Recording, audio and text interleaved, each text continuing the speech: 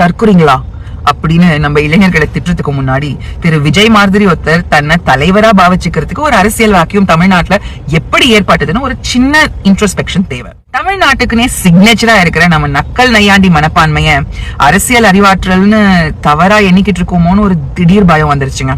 நம்ம இளைஞர்களுக்கு எந்த மாதிரியான ரோல் மாடல்ஸை காட்டி கொடுக்கிறோம்? Sports stars, film stars, entertainers. தவறில்லை, ஏன்னா அவங்க எல்லாருமே achievers in their own right. ஆனா அதே சமயத்துல அரசியல் தலைவர்களை ரெஸ்பெக்டபிள் ரோல் மாடல் ஸ்பேஸ்ல இருந்து மெதுவா விலக்கிட்டோம். நேச்சுரலி எந்த துறைகள்ல அது மோஸ்ட் விசிபிளா இருக்கோ அவங்க அட்டென்ஷன் அந்த பக்கம் திரும்புது. For instance cinema and celebrity. அந்த வேக்யூம்ல தான் திரு விஜய் மாதிரி இருக்கிற லீடர்ஷிப் குவாலிட்டிஸே இல்லாதவங்க நுழையிறாங்க. கைத்தட்டல்களையும் காது கிழிற விசில் சத்தத்தையும் லீடர்ஷிப்புக்கான அத்தாட்சின்னு நினைச்சிட்டு இருக்காரு. தமிழ்நாட்டுடைய பொலிட்டிக்கல் ட்ரெடிஷன் ரொம்ப வித்தியாசமானது. பல தசாப்தங்களா நம்முடைய முதலமைச்சர்கள் காமராஜர், அண்ணா, எம்ஜிஆர், கலைஞர், ஜெயலலிதா அம்மா எல்லாரும் சமூக நலனையும் சமூக முன்னேற்றத்தையும் ரொம்ப சீரியஸா எடுத்துக்கிட்டு ஆட்சி பண்ணிட்டு வந்திருந்தாங்க.